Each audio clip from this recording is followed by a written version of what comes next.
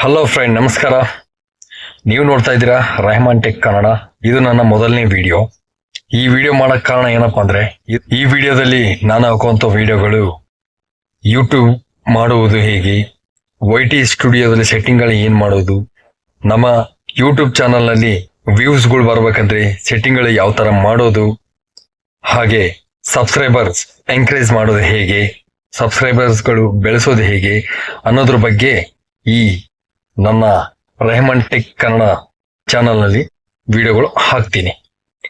ಇದಕ್ಕಿಂತ ಮೊದಲೇ ನನವು ಇನ್ನೂ 2 ಚಾನಲ್ಸ್ಗಳಿದ್ದಾವೆ. ಆ 2 ಚಾನಲ್ಗಳಲ್ಲಿ ಒಂದು ಚಾನಲ್ 0 ಸಬ್ಸ್ಕ್ರೈಬರ್ಸ್, ನೋ ವ್ಯೂಸ್. ನನಗೆ ಬೇಜಾರಾಗೋಯಿತು. ಏನಪ್ಪಾ ಮಾಡೋದು, ಯೂಟ್ಯೂಬ್ ನಮ್ಮಂತರಿಗಲ್ಲ, ಯೂಟ್ಯೂಬ್ ಬೇಡ, ಬಿಟ್ಬಿಡೋಣ ಅನ್ಕೊಂಡೆ. ಹೇಗೋ ಮಾಡೋಣ, ಪ್ರಯತ್ನ ಮಾಡೋದು ನಮ್ಮ ಕೈಯಲ್ಲಿರುತ್ತೆ. ಆದಷ್ಟು